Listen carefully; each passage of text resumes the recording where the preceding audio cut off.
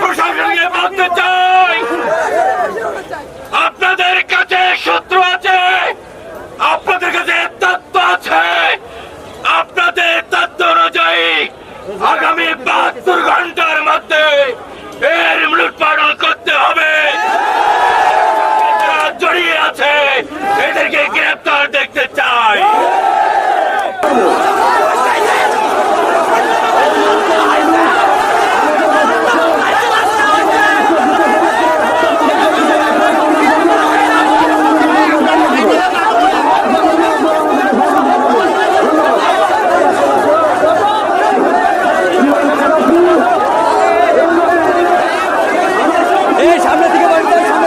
যে আমাদের পুলিশ বিভাগ ইতোমধ্যে সেই আইন সংক্রান্ত যে কর্মকাণ্ডগুলি শুরু করেছে, এখানে সিআইডি থেকে শুরু করে পুলিশের যতগুলি ডিপার্টমেন্ট আছে সংশ্লিষ্ট সকল ডিপার্টমেন্ট এসেছে। সকল ধরনের পরীক্ষা নিরীক্ষা এবং আসামি শনাক্তকরণ এবং ধরার সমস্ত প্রক্রিয়া চলমান রয়েছে।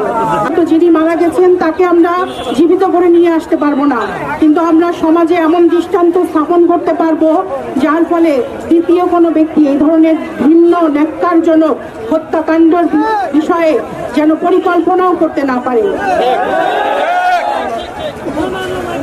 একই সাথে আমি অনুরোধ জানাবো, আপনারা জানেন যে গোবিন্দগঞ্জ উপজেলার চারমাথা এলাকাটি অত্যন্ত ব্যস্ত একটি এলাকা।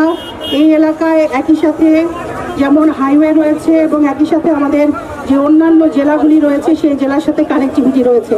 শত শত হাজার হাজার মানুষ এই রাস্তাটি ব্যবহার করে, যেখানে নারী রয়েছে, শিশু রয়েছে, অসুস্থ ব্যক্তি রয়েছে, যারা বিভিন্ন প্রয়োজনে এই রাস্তাটা দিয়ে যাতায়াত করে।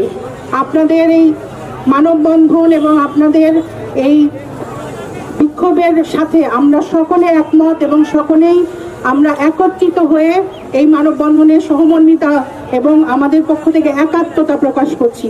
এবং আমরা আপনাদের প্রত্যেককে অনুরোধ জানাচ্ছি, আপনাদের এই মানববন্ধনের মূল যে বিষয়টি সেটি আমরা অনুধাবন করেছি এবং এটি আমাদের ঊর্ধ্বতন কর্তৃপক্ষকে আমরা জানাবো।